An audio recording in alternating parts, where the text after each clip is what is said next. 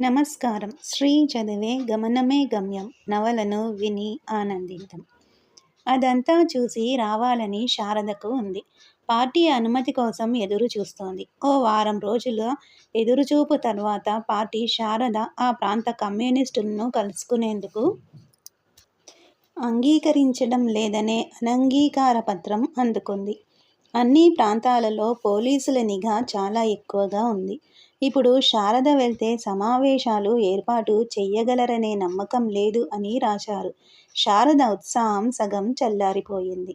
దుర్గ దగ్గర 10 రోజులుండి వస్తే చాలని, విశాలతో కలిసి 10 రోజులు గడపడం కూడా మంచిదని అనుకుని సమాధానపడింది. సూర్యాన్ని ఈ ప్రయాణం ఉత్సాహపరుస్తుందనుకుంది. కాకినాడలో రైలు దిగి దుర్గాబాయమ్మ గారిల్లు అంటే చెప్పలేని వారెవరూ ఉండరు. తేలిగ్గా దుర్గ ఇంటికి చేరారు. దుర్గను చూసి శారద భయపడింది. ముఖంలో ఆ కళ, వర్చస్సు ఎటుపోయాయో నిలువెల్లా నీరసంతో ఉంది. సన్నగా, నల్లగా, బలహీనంగా ఉంది. శారదను చూసి దుర్గ చాలా సంతోషించింది. దుర్గ వాళ్ళమ్మ, తమ్ముడు కూడా వీళ్లకు చాలా మర్యాద చేశారు. విశాల చదువు సంగతి శారద చెప్పగానే దుర్గముఖంలో కాంతి వచ్చింది. విశాల చేతులు 2 గట్టిగా పట్టుకుని, తప్పకుండా చదువు, ఎట్టి పరిస్థితుల్లోనూ చదువు మానకు అంది.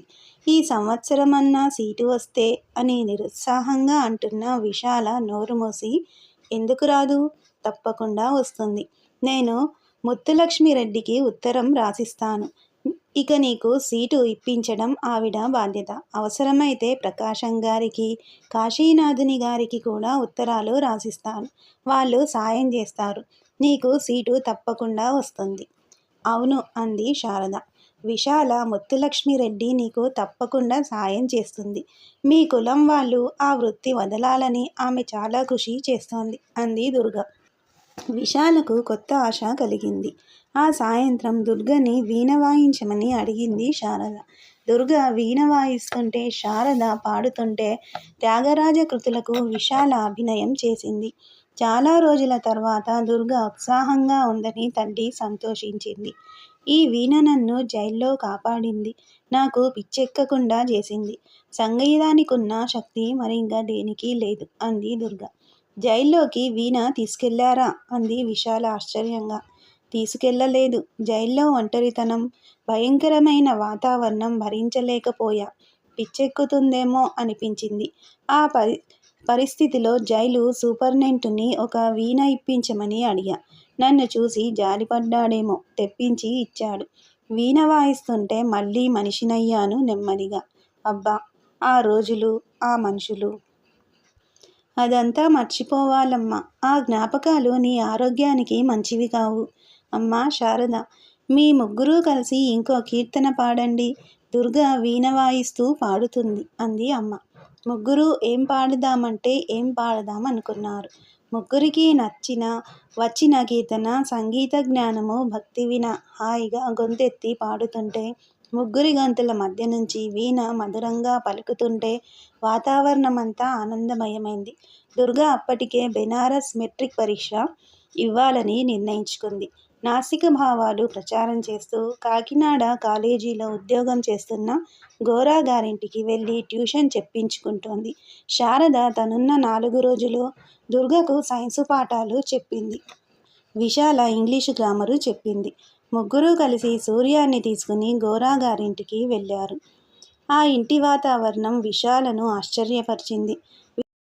ఇల్లు కుల మత భేదాలకతీతంగా నడుస్తున్న ఇంట్లోకి రాగానే అది బ్రాహ్మణుల ఇల్లని తెలుస్తుంది.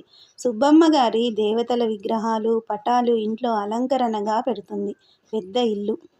గోరా ఇల్లు ఒక పాక. విశాలమైన ఆవరణ ఉంది. దాని నిండా రకరకాల మొక్కలు, చెట్లు, పూల చెట్లు విరగబూసి ఉన్నాయి. పాకలో ఒకవైపు గోరాగారి ఇల్లు ఏ మత చిహ్నాలు లేకుండా ఉంది. పక్కనే ఉన్న గదిలో గోరాగారి తల్లిదండ్రుల పూజగది ఉంది. సరస్వతి గోరాగారి భార్య. ఆమె నాస్తికురాలు. అయినా అత్తామామల పూజలకు కావాల్సిన ఏర్పాట్లు చేసేది. శారద, సరస్వతి క్షణాల్లో స్నేహితులయ్యి ఎన్నాళ్ళ బట్టో ఎరిగి ఉన్న వాళ్ళల్లా కబుర్లు చెప్పుకున్నారు. గోరాగారితో శారద నాస్తికవాదం గురించి చిన్న వాదన చేసింది. ప్రజలు ఈ భావాలకు భయపడతారని శారద ప్రజల్లో అనవసర భయాన్ని పోగొట్టి జ్ఞానాన్ని ఇవ్వటమే గదా మనం చెయ్యాల్సింది అని గోరాగారు. విశాలకిదంతా కొత్త ప్రపంచం. తన ఇంటి వాతావరణానికి ఇక్కడి ఈ ఇళ్లకు పోలికే లేదనుకుంది. అయినా విశాల ఇక్కడ కూడా కలవలేకపోయింది. వీళ్ళు కూడా తన వాళ్ళు కాదనిపించింది. వాళ్ళు శారదను చూసినట్టే విశాలను చూస్తున్నారు. కానీ విశాలకు ఎక్కడో ఏదో తేడా ఉందనే అనిపిస్తోంది. ఆ ఆదర్శాలు విశాలకు ఎక్కటం లేదు. వాళ్ళ మాటల్లో విశాల లీనం కావడం లేదు. విశాల మనసులో మద్రాసు వెళ్ళగానే తను కలవబోయే ముత్తులక్ష్మిరెడ్డి, ఆమె తనకు ఇప్పించబోయే సీటు తప్ప మరింకే ఆలోచన నిలవడం లేదు. సూర్యం కూడా అంతే. అక్క 2 ఏళ్ళు కనపడదనే మాట మర్చిపోలేకుండా ఉన్నాడు. ఆ దిగులు అతని ముఖం మీద మనసులో తిష్ట వేసుకుని కూర్చుంది. శారద మాత్రం కాకినాడ వచ్చి మంచి పని చేశాననుకుంది. కాంగ్రెస్ సోషలిస్టు పార్టీ గురించి దుర్గతో మాట్లాడదామనుకుంది. కానీ ఆమెతో రాజకీయాలు మాట్లాడవద్దని దుర్గ తమ్ముడు నారాయణరావు హెచ్చరించాడు. చూస్తుండగానే 10 రోజులు గడిచాయి. దుర్గ బలవంతం మీద మరో 5 రోజులు ఉన్నారు. తిరిగి ప్రయాణమవుతుంటే దుర్గ తను ఒడిగిన నూలుతో చేసిన చీరలు చెరొకటి ఇచ్చింది. జీవితాంతం ఇది దాచుకుంటా దుర్గా, ఎంతో అమూల్యం నాకిది అంది శారద ఆ చీరెను గుండెలకు హత్తుకుంటూ. ముగ్గురూ కలిసి మళ్ళీ త్యాగరాజ కీర్తన అందుకున్నారు. దుర్గా మధురంగా వీణ వాయించింది. విశాల, శారద తిరిగి వచ్చి రాగానే శారద తన పలుకుబడి ఉపయోగించి ముత్తులక్ష్మిరెడ్డిని కలిసే ఏర్పాటు చేసింది. విశాల ఆమెతో తన పరిస్థితి, తన కోరిక ఏమీ దాచకుండా ఉన్నది ఉన్నట్టు చెప్పింది. దుర్గాబాయి రాసిన ఉత్తరం ఇస్తే లక్ష్మీరెడ్డి నవ్వి, నీ మాటలన్నీ విన్నాక ఇంకా ఎవరి సిఫార్సు అక్కర్లేదు. దుర్గాబాయి అంటే నాకెంతో గౌరవం. నిజమే, ఇప్పుడు నువ్వంటే ఎంతో ప్రేమ కలిగింది నాకు. నువ్వు ఎంఏలో చేరడానికి కావలసిన ఏర్పాట్లు చేసుకో. శారద, నువ్వు ఇంగ్లాండ్ వెళ్తావా? మంచి పని. నాకు ఇంగ్లాండ్ రావాలని ఉంది. ముగ్గురు ఎన్నో విషయాలు మాట్లాడుతుంటే 2 గంటల కాలం తెలియకుండా పోయింది. ముగ్గురి మధ్య స్నేహం కుదిరింది. శారద మనసు ఎప్పుడెప్పుడు మూర్తిని చూద్దామా అని తహతహలాడుతోంది. ఆమె రాగానే ఆమె వచ్చినట్లు మూర్తికి కబురు పంపింది. 2 రోజులు గడిచినా మూర్తి రాలేదని దిగాలు పడింది. మళ్ళీ ఒక మనిషి కోసం ఇంత బలహీనమవుతున్నానేమిటని తనను తాను హెచ్చరించుకుంది. 3వ రోజు మూర్తి వచ్చాడు. 3 రోజులకు తీరిందా అంది నిష్ఠూరంగా. 15 రోజులు ఒక్కడినే వదిలి వెళ్తే నేనేమయ్యానో నీకు తెలియాలిగా. బాగా తెలిసింది నవ్వేసింది శారద. గలగల కాకినాడ కబుర్లన్నీ చెప్పింది.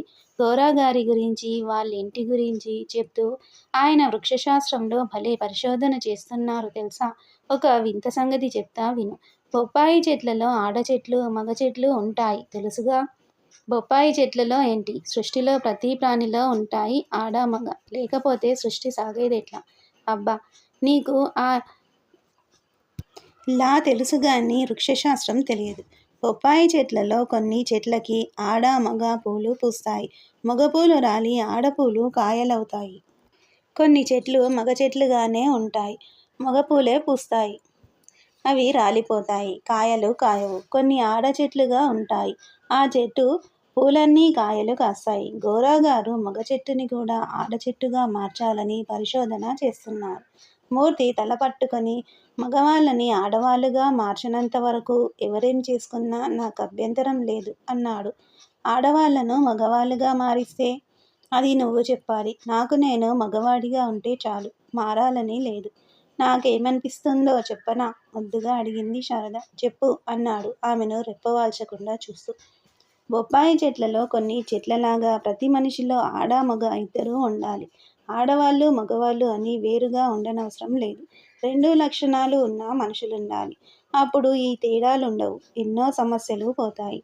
కొత్త సమస్యలు చాలా వస్తాయి. శారద నెత్తిమీద మొట్టికాయ వేశాడు. ఏమొస్తాయి? అమాయకంగా అడిగింది శారద. సెక్సు ఎట్లా? ఏముంది? సింపుల్. ఉదాహరణకు నీలో ఆడలక్షణాలు ఉద్రేకించినప్పుడు మగ లక్షణాలు ఉద్రేకించిన మనిషి వైపు ఆకర్షించబడతావు. సెక్సు సాధ్యమవుతుంది. నీలో అప్పుడు అండం విడుదలైతే అవతల నుంచి వీర్యకణాలు చేరుతాయి. 2 కలిసి ఎవరి శరీరంలో స్థిరపడితే వారి గర్భంలో బిడ్డ పెరుగుతుంది. శారద, ప్లీజ్ ఆపు. నువ్వు డాక్టర్వి నిజమే, కానీ నువ్వు చెప్పేది వింటే నాకు కడుపులో వికారంగా ఉంది. ఇంకా ఆపు, లేకపోతే నన్ను వెళ్ళిపోమ్మని సూటిగా చెప్పేయ్. శారద గలగలా నవ్వి, నీతో తప్ప ఇలాంటి విచిత్రపు ఆలోచనలు ఇంకెవరితోనూ చెప్పలేను. అదేంటో సరే గాని, నువ్వు దీని గురించి ఆలోచించావా? చచ్చినా ఆలోచించను. మగాడు మగాడిలా, ఆడది ఆడదిలా ఉండాలి. వాళ్ళు ప్రేమించుకోవాలి, పెళ్ళాడాలి, ఇప్పటిలా పిల్లల్ని కనాలి. అదే సృష్టి ధర్మం. నాకదే ఇష్టం. సృష్టి ధర్మాలను కమ్యూనిజం మార్చదా? మార్పు ఇష్టం లేకపోతే కమ్యూనిస్టువి కాలేవు. కమ్యూనిస్టులు కోరేది ఇలాంటి మార్పులు కాదు. ప్లీజ్. ఆ గోరాగారికో నమస్కారం, నీకో నమస్కారం. ఇంకేదన్నా చెప్పు. దుర్గాబాయి గురించి ఇంకా చెప్పు. ఆమె చాలా నలిగింది. శారీరకంగా, మానసికంగా. చదువుకుంటోంది, కోలుకుంటుందిలే. ఆమె జైల్లో గడిపిన దుర్భర జీవితాన్ని ప్రజల్లో ప్రచారం చేసి కాంగ్రెస్ పార్టీ తన ప్రతిష్ట పెంచుకొని కాంగ్రెస్ పార్టీ ప్రతిష్టతో పాటు అందులో సోషలిస్టుల ప్రతిష్ట పెరుగుతుంది. దుర్గాబాయి సోషలిస్టు కాదుగా. ఏమో, కావచ్చు. మన ఆశయాలు ఆమెకు నచ్చుతాయి. ఆమె ఎన్నటికీ కమ్యూనిస్టు కాకపోవచ్చు. కమ్యూనిస్టు కాకుండా మంచి మనుషులు ఉండకూడదా? ఉండొచ్చు గాని వాళ్ళు మంచిదనం ఎవరికి ఉపయోగపడుతుంది? ఇప్పుడు గాంధీ మొదలైన వాళ్ళ మంచిదనం వల్ల ఏ ఉపయోగం లేదా? ఉంది, కొంతవరకే. కొంత కలిసి సంపూర్ణమవుతుంది. కొంత లేకుండా సంపూర్ణం లేదు. కాబట్టి కొంత కూడా పూర్ణమే. అందుకే మన వాళ్ళు పూర్ణమిదం పూర్ణమదం అన్నారు. బాబోయ్, ఇవాళ నువ్వన్నీ తాత్విక చర్చలు చేస్తున్నావు. నేను వెళ్ళొస్తా. మూర్తిని ఆపింది శారద. రాత్రి పొద్దుపోయేదాకా చర్చలతో గడిపి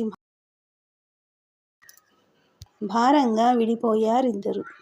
ఈ నవల మీకు నచ్చితే సబ్స్క్రైబ్ చేయండి, షేర్ చేయండి, లైక్ చేయండి, బెల్ ఐకాన్ను ప్రెస్ చేయండి. శ్రీ ఛానల్ ఆడియో నవలను వింటున్నందుకు ధన్యవాదములు.